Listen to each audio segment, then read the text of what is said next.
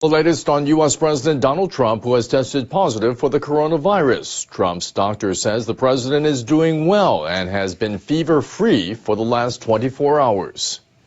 The president's medical team provided an update on his condition outside Walter Reed National Medical Center on Saturday morning. Trump was admitted there on Friday. The doctor said the president is not currently on supplemental oxygen. He also said Trump has received the antiviral drug remdesivir. Trump took to Twitter to thank the medical staff at the hospital. He also gave an update on his condition. He wrote, "With their help, I am feeling well." Democratic candidate Joe Biden has tested negative for the virus. He offered the president well wishes at a campaign event in Michigan on Friday. My wife Jill and I prayed that they'll make a quick and full recovery. This is not a matter of politics. Biden also said his team would be taking down all attack ads targeting Trump. Vice President Mike Pence has also tested negative. So too has Secretary of State Mike Pompeo. Pompeo says he will go ahead with a trip to Japan, South Korea, and Mongolia next week. He had indicated earlier that he would reconsider his plans in light of Trump's diagnosis. This is the first weekend since trips to or from Tokyo were added to the Go To Travel campaign, the government's nationwide tourism stimulus initiative. It offers heavy subsidies to tourists to help support the pandemic-hit economy.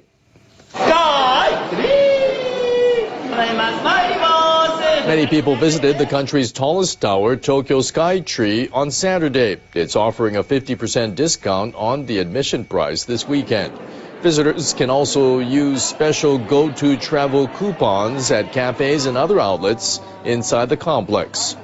The operator is taking extra care to follow coronavirus preventive measures. The number of visitors on the observation deck is limited to 20 to 30% of normal capacity. We have stepped up preventative measures to welcome visitors.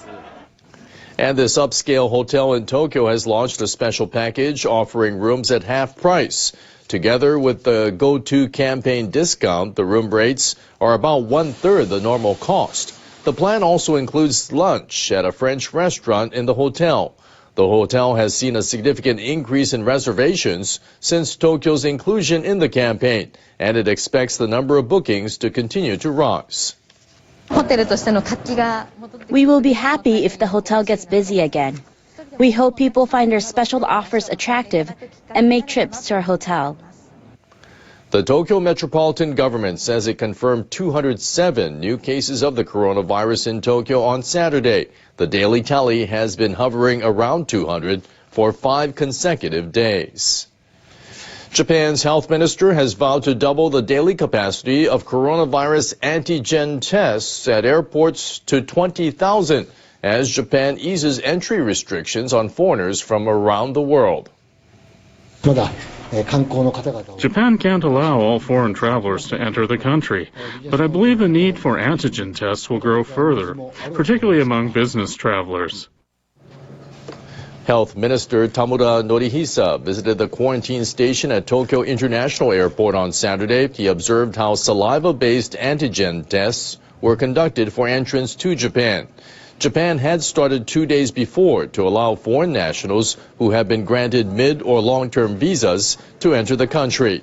As cross-border travel resumes, the government has put in place a system in which as many as 10,000 antigen tests can be administered per day at the country's 3 major international airports, Haneda, Narita, and Kansai. A UN treaty banning nuclear weapons may soon have enough ratifications for it to go into effect. Delegates to a UN General Assembly meeting have expressed their government's intention or willingness to ratify the treaty as early as this month. 46 UN members have so far signed the treaty on the prohibition of nuclear weapons. It will take effect 90 days after it gets 50 ratifications. Leaders and ministers from more than 70 countries addressed a UN gathering on the elimination of nuclear weapons by video on Friday. The foreign ministers of Algeria and Jamaica said their countries will soon ratify the treaty. The foreign ministers of Liechtenstein, Indonesia, and Peru spoke positively about ratifying the treaty. I look forward to the entry into force of the Treaty on the Prohibition of Nuclear Weapons, which reflects the desire of a large number of states to free the world of this threat. Colombia's Foreign Minister Claudia Blum paid tribute to Iwasa Mikiso, the former head of a Japanese association representing atomic bomb survivors, who died last month. She said Iwasa dedicated his life to the pursuit of nuclear disarmament and called on the international community to unite behind that idea. The nuclear powers and nations such as Japan that fall under the U.S. nuclear umbrella have not signed the treaty. They argue that nuclear disarmament should be a phased process.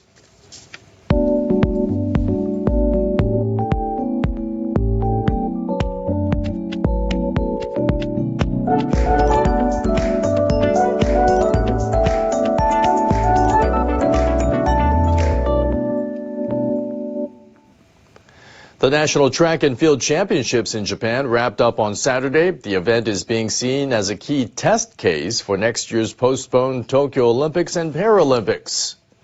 About 700 athletes took part in 30 events. The Japan Association of Athletics Federations organized the three-day meet. It originally planned to hold the championships in June, but it postponed the competition due to the coronavirus pandemic. Association officials say implementing preventive measures against the coronavirus was their top priority. They only allowed 2,000 spectators to attend. New apps were used to check the health of workers and athletes. The officials also set up an automatic temperature testing system at the venue's entrance. We think this tournament is a step towards safely holding next year's Summer Games in Tokyo. Ogata Mitsugi also said the association wants to share the know-how it has gained through this event with other sports organizations. Rice has been harvested on the coast of a town in Japan's Fukushima prefecture for the first time since the 2011 earthquake and tsunami disaster. Staff members from an agricultural company and university students harvested rice plants in Namie town on Saturday. The company is leasing the fields from farmers who have not yet returned to their properties. An evacuation order implemented in the wake of the nuclear accident was lifted 3 years ago. But farming was only able to resume partially in the coastal areas this year.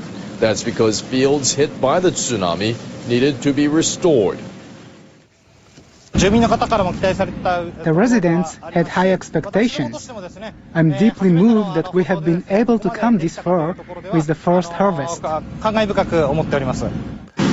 rice will be sold at local roadside stands and a university shop. Those were the stories for this hour.